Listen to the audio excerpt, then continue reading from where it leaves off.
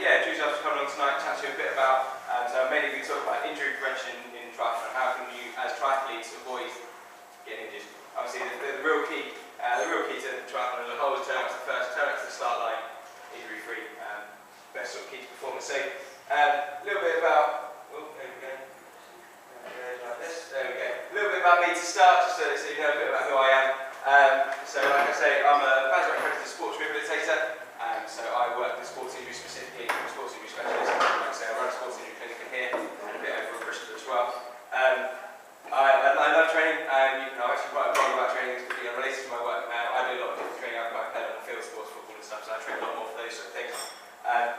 That just to prove I do know sort of what I'm talking about when it comes to these sort of things. That's me running the Barcelona Marathon in 2008, just to give you some sort of credibility at least amongst you guys. So, like I say, it's all about being race ready. When you talk about injury prevention, you talk about training, it's all about getting to that start line in the best shape you possibly can be. The first real stage to that is being injury free. If you can get to the start line injury free, then you're already in a good place to go. If you turn out to the start line, oh, I've got this niggle, I've got this ache, I've got this pain, then already you're putting yourself in a disadvantaged position to go on from there. And the other thing about injury prevention is all about being physically prepared as well. That if you have addressed your tight areas and mobility issues, strength issues, biomechanical issues, if those things are all addressed before you go, before you run, before you cycle, before you swim, then you're already putting yourself in a more efficient, better position to make the most of your performance. So the things we're going to go through tonight, we're going to a bit of chat about how injuries occur, especially like within triathlon, common triathlon injuries. A lot of this will be about the key risk factors, the main sort of things we look at, okay, how can we actually prevent these injuries, where are the real key factors that are going to cause them. A bit of a chat about warm-ups, a bit of a favourite of mine, with a bit of individualised programmes, and then we'll have some time at the end for questions. It can be related to what I talked about, related to injuries in general, or whatever really. If you've got questions throughout the talk as well, feel free to shout at me or pop hand up, whatever you want to do, and I'm happy to talk back and forth a little bit so you've got questions as we go. So like I say, the first thing we're going to talk about, there you go, a bit of validity for you there as well. That's not me. So the first thing we're going to talk about, a bit about how injuries occur. So the research shows that in triathlon, the vast majority of injuries are overuse injuries that build up over time. One of them, so take an example, ITB syndrome. Who's had that? Got a couple. Again, another real, very, very common triathlon injury. Often comes about through bad mechanics. It's not antibiotics. Oh, it's not. Sorry. So it often comes about. Sorry, what was ITB? ITB is an iliotibial band, and it's a band of fascia that's actually from your hip here down to the outside of your knee, iliotibial, and the band runs between it. So again, common injured area, running, triathlon, those sort of things, often comes from bad mechanics. So people talk about all the time that they get special shoes to stop them over-pronating as they run, and that inward foot position forces the knee inwards, causes various bad knee mechanics, and therefore injury down the line. Often something that's talked about, often something they build up your shoes for. Really, they should be building up your hip muscles, but we'll talk a bit about that later. But that's one of the sort of key, again, that's one of the key problems, those sort of overuse problems, when something puts you in the wrong position, something's not tight enough so it doesn't work, a muscle's not strong enough so it doesn't work, and you end up building up over time, that little niggle that was something a little niggle 2 weeks ago, now stopping you from running, stopping you from cycling, stopping you from training. The research also shows that the vast majority of triathlon injuries do come from running. I'm sure some of you guys probably relate to that as well. Very, very small percentage come from swimming, a slightly larger percentage from cycling, but the vast majority from running, especially in people that aren't from running backgrounds, as that adjustment takes time. And again, like I say, technique is a big part of it. Definitely a big part of building up overuse injuries. You've got a little technical problem, whether you're not quite fit to your bike, or whether you're running technique slightly off, whether your swimming technique slightly off. Those little issues, but when you think about how many times your foot hits the floor, or how many times your foot goes round on that pedal, that little issue, repeated over and over and over and over and over again, turns into your injury in the long run. So technique is a big, big player in terms of injury prevention. So, I don't know, there's a list of common triathlon injuries in the research. Again, I don't know how many of you guys have had any of those. Again, like I say, Achilles problems, ITB problems, lower back pains, all those sort of things often come from triathlon. I'm interested to know though, from the field, has anybody pop a hand up who've had any of those injuries? I think I've had all of them. Big names. Okay. Any others? Any others I'm not listed up there? People have had triathlon related. Fasciitis. That's a good. Another nice overuse injury.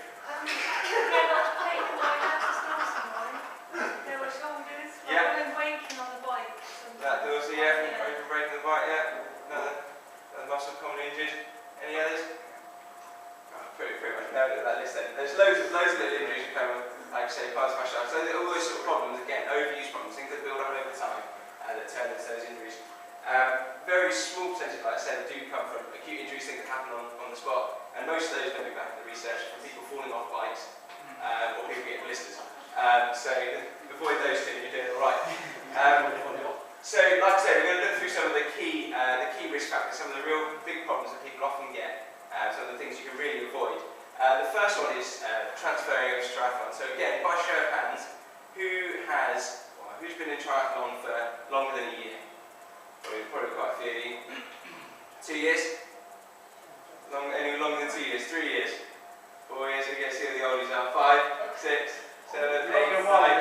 Actually. 10 plus, we'll leave it there, we won't embarrass anyone. So, yeah, often, like I say, often the transfer to triathlon, that adjustment to a new environment is often a big problem for people. Like I said, if it's not something you're used to. So people that come from more cycling backgrounds tend to have tighter hips, especially when they do that flex position of the bike the whole time, that tight front of hip can lead to problems. Again, people who come from swimming backgrounds aren't used to that impact, don't necessarily have that stability, then that flexibility within the muscles, again, leads to injury. And like I say, running is the real danger. If you've not come from a running background and you come to triathlon, it's probably running that's going to hit you rather than the other two. So people that come from running backgrounds are less likely to get injured, if that makes sense. A very interesting bit that came up in the research actually is looking at the second transition in triathlon. There's a lot of something else that contributes to the sort of the running injuries, that after that second transition, which I had a bit of a rich about this earlier, that sort of wobbly legs you get after coming off the bike. Again, that tends to lead to poor running mechanics and knee and lower back injuries. So again, that's something that probably contributes a bit into that running related stuff, because you come into that being most tired and the less likely to be running soundly. Risk factor 2, technique. Again, like we talked about that, repetitive motion, little problem leads over and over and over again and can lead to that injury. So there's a lot of different things you can talk about, there's a lot of things you can try and work towards. Mobility issues is one of the things that can really affect technique, and I need a volunteer. Anyone like to volunteer before I pick someone? Yes, there we go, volunteer. Round of applause for volunteer.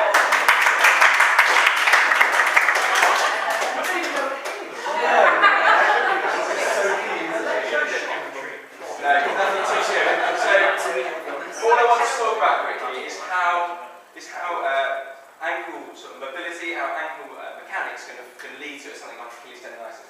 So, Helen, for example, can you just give your foot flat on the floor, try and push your knee as far forward over your toes as we go? So that's pretty good. That's a reasonable ankle range. We'll probably say, not necessarily, maybe 3-4 inches. That's something we'll probably work on. If you came to see me, that's an ankle range we'll probably work on that. But if you think straight away, ankle only moves that far, which is running. Okay, let's think about maybe running uphill. Let's think about how much stress is being put on that tendon every time she moves. Okay, maybe she wants to adjust up her training. Maybe Helen's got, I don't know, half Ironman in her sights. Yes. All of a sudden she tries to pick up her training. That slight, that lessening in flexibility she's got, causing more tension on that tendon every time she steps, every time she runs. A little bit more, and then when she's not got the chance to recover properly, she's up her training, that's when that leads to injury. So round of applause, Helen. I will volunteer.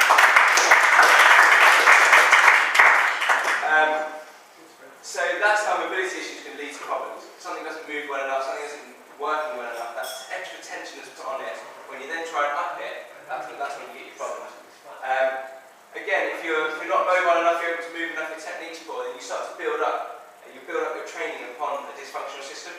So, for example, if my foot doesn't work properly, my knee does drop in, then I can do all the training I want to my cardiovascular system. It's going to be my knee that lets me down.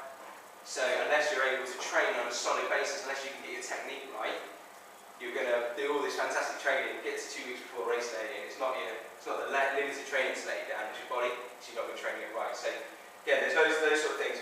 Think about your dysfunction, think about your technique. And also, obviously, technique helps to maximise your potential, allows you to perform efficiently. I think swimming is probably the biggest example of that, isn't it? If you can swim well, if you can still good technique, how much more efficient you are in the water makes a big difference. Also, that goes for running and cycling as well. Risk factor 3. Previous injury. Again, this is one I see a lot of the time in the clinic. People come in, I had this injury a year ago and now it's come back.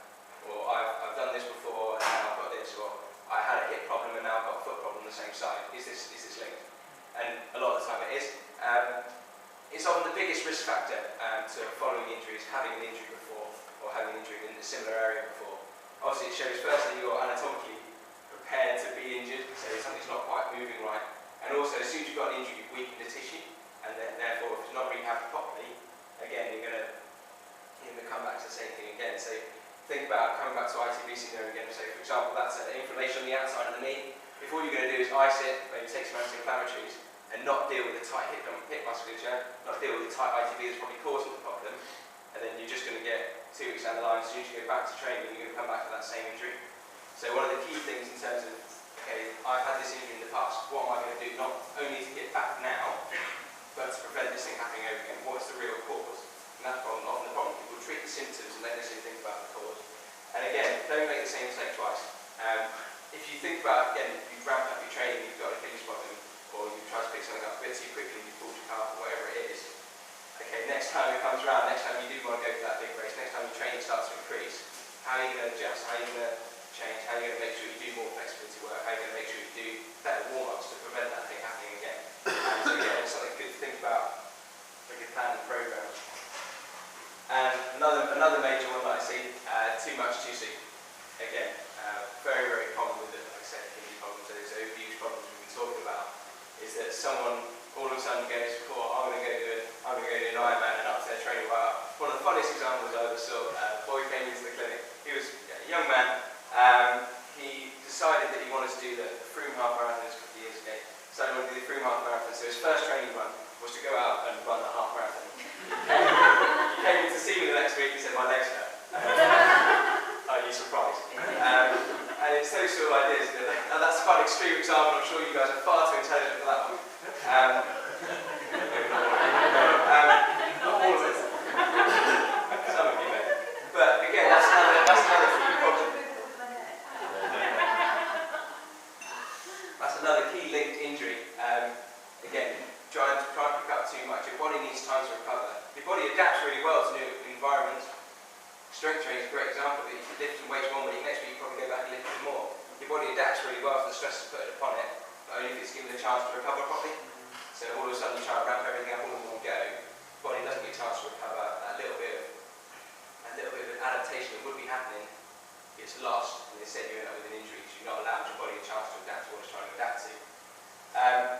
So like I said, you've got to give your body time to adapt. And the other part of it is, often people don't quite get this sometimes, is that if you are starting a new training program, if you are aiming for a big race, then you've got to expect to have a problem at some point. You're not necessarily going to go through a whole training program without getting injury. You've got to be ready, okay, my calf's a bit sore after training today. It's not, it'll be alright, I'll go again tomorrow. It's, okay, how can I deal with that? How can I deal with that when it's a small niggle? So 2 weeks down the line, it's not an injury, it's something training. It's being able to deal with those little bits as they come, rather than waiting down the line to those big problems, expecting those little issues and deal with them there and then. So, follow-up question with that, I suppose, is what should I do? I'm trying to give you a big take-home message, I suppose. Everyone's different, is often the problem. Everyone's built anatomically slightly different, everyone's trained slightly different, everyone comes from slightly different backgrounds, training-wise, what you're doing, what you're aiming for. So often it's very, very specific to you. So it's real key point to think about is where are your weak links? Like I said, where have you had injuries in the past? Where are you prone to getting niggles? Where are you prone to having problems? And if you don't know why your knee hurts, or if you don't know why your ankle's sore, or those sort of things, if you can deal with yourself, brilliant, and deal with it. If you can't deal with yourself, and you're not quite sure why something hurts or why something's not working, then give me a call, come and see me, and we can chat about it before that becomes an injury. Before you try, like I say, 2 weeks before a big race day in your room, because you've not thought about a problem earlier. So try to work out where your weak links are. Every athlete as a whole should be able to perform some sort of basic maintenance on themselves. Should be able to keep themselves ticking over. We'll have a look at a second at foam rollers and stuff But you think about your stretching after you run, or foam rolling, or these sort of bits. Everyone should be able to perform those little bits of basic maintenance to keep themselves ticking over. And again, if you're not able to do that, then give me a shout. And if you are, you need to be doing that to stop yourself getting injured in the first place. And the last little bit's a quote I quite like. You can only train as hard as you can recover. So like I say, if you've all of a sudden got this big ambition to go to your half Ironman, to go to your Ironman, unless you're willing to pick up your recovery as much as you pick up your training, you're never going to be able to achieve that. Because unless you're able to recover as hard as you're training, okay, maybe you want to go to 2 sessions a day, okay, what extra recovery are you doing to allow you to do that without getting injured? So often the really key point is you've got to think about, okay, I want to train more, okay, I need to recover more. And that can be as simple as one of the easiest ways to do it is sit on your frame roller in front of the TV in the evening, or if you're going to watch EastEnders anyway, so you sit there with your frame roller, do a bit of stretching while you're there. Just adding those little bits into your week, where can you fit them in, where are you not really doing anything, and then just pop little bits in as you go. So tools everyone should have. As you can tell, the one on the right is the foam roller. Real key bit that people will often use for sort of self-massage, allows to loosen off tightness and muscles. Things on the right are just various different size tennis balls, hockey balls, cricket balls, those sort of things can really help to get into the tighter areas. So for example, your glutes or your hip flexors, or your TFL, bottom of your calf, those sort of problems. Plantar fascia is another really good one. Those sort of areas that you can't really get with a foam roller, and you definitely can with something a bit smaller, a bit more specific. A golf ball is often quite handy as well, so something like shin splints. Shin splints are just caused by a bit of tendonitis up the back of the bone in your lower leg, and again, just by getting a tennis ball into that muscle, or a golf ball or something like that into that muscle to loosen it up, you can instantly sort of reduce your risk of getting further injury, further problems in that area. So those are definitely tools you should have. Again, if you don't know how to use a foam roller, YouTube's a great resource. Chat to someone else in the club that does, or like I say, give me a call, come down and see me. I've run foam roller classes and stuff in the past, but there's enough interest from people. I'm more than happy to put them on again. If people want to learn how to use those things, if people want to learn how to recover perhaps. Warm-ups. Again, one of my key issues with distance training athletes as a whole. I did some stuff through running club a couple of weeks ago, looking at warm-ups in particular. And often people don't quite understand that tying your shoelaces and stepping out the front door doesn't really constitute a warm-up. Jogging the first mile a bit slower than doing your run doesn't really constitute a warm-up either. It's all about physical preparation. It's all about getting yourself ready, preparing your muscles, preparing them again, like I say, the tight areas, the problematic areas. Okay, so if you've got tight areas, you need to stretch them before you go. If you've got knotted muscles, you need to foam roll them before you go. If you've got poor glutes, for example, you need to do some activation work before you go. And it doesn't have to take long. That can be a little routine that takes 5 minutes before you go out. But that little 5 minutes can allow you to make so much more of your run, because your body's in such a better position to go out and do it. So again, those little bits that I'm including in these sort of race running programs I'm putting together for people, is that again, we can give you a little 5-minute program, and knowing your running is a real key one. So again, if you know you struggle with tight calves and therefore Achilles tendonitis, or if you know you struggle, for example, I know I get really tight around the front of the hip on both sides. If I want to be able to move well when I go out and train, then I need to loosen that off before I go. There's no point in coming back from a run and go, oh, my calf is really tight, but it's really tight before you went and you didn't do anything about it. So it's going to be worse afterwards. So if you go, okay, if I know my calf gets tight after I run, let's do something before that problem even happens. It's about that preemptive strike. So again, warm-up are real key points at the beginning to avoid injury. And I guess the next big thing is, what do I do if you do get an injury? Inevitably it's going to happen. Sorry to say, at some point you will get injured. The real good thing about triathlon as a whole, I suppose, is because you've got those 3 disciplines. For example, if you do injure yourself running, you have got a bad calf, probably doesn't stop you from swimming, potentially doesn't stop you from cycling. More likely the way it's going to be around that injury is going to come from running, it's going to allow you to do the other 2 still. But what that doesn't mean is that you can sort of avoid it, go back to it in 2 weeks, and then 2 weeks later you've got the same injury. Yeah, you can adjust your training, maybe you can move some things around to try and make the most of that time when you're trying to rehab. But you still need to get it sorted. You still need to find it, like I said, deal with the symptom and deal with the cause as well. Find out what the problem is and what's it being caused by. And like I said, deal with it too. Again, if you've got the ability to do that yourself, if it's an injury you've worked with in the past and you know it, then bring it, go and fix it. If it's not, give me a shout. We can work together. Like, we can get those things worked on. But if you're not going to deal with it, if you're not going to deal with the cause of the problem, like I say, you're only going to end up with the same injury down the line. Rehabilitation, making the most of your rehabilitation, making the most of the time if you're missing running or you're missing swimming or whatever it is. Try and make up for that time of your rehabilitation. Try and you're training like an athlete, then you need to be spending that time making sure you get back as soon as possible. If your training's really important, if you're building up into a race, then trying to spend that time potentially missing out, doing rehabilitation, doing your extra exercises and things to get you back to training as quickly as you can. And then the last one, this is probably quite a key one that people don't pay much attention to, it's pretty sensible. If you have got a niggle, then deal with it as a niggle before it becomes an injury. If you have got an injury, deal with it as an injury before it becomes a game changer. Try and work on your problems before they become too major, and be sensible with you. Like I say, be sensible when you have got an injury, you build back in slowly. Again, I see far too many people that are injured, want to try and build back in slowly, take themselves too long, go out straight for that long run as soon as they want to, and they're back to square one again. It's really about being sensible and building back in again. And like I say, this is the race ready program. This is sort of building towards this thing that I've sort of set up through my business there. The basic idea is to assess your current physical condition, work out where you're tight, where you're weak, where the problems are, where your problems have been in the past. Look at your goals and your race target. In case like I say, you want to do a half Ironman in 6 months' time, or you want to do this sprint triathlon in 2 weeks' time. Whatever it is, how can we help you get to the start line of that race in the best shape possible? And then those individualised programs, so looking at warm-ups, how do you know your enemy to work past that? How do you recover well? Possibility, mobility, strengthening, all those sort of areas where you're potentially lacking a little bit of potential training you can do and you can work back towards. And again, it needs to be designed to fit around your training plan. So again, there's weeks where you're going to be doing more running, for example. How can we do more recovery work that's related to that? Okay, I think that might be it. Thank you very much.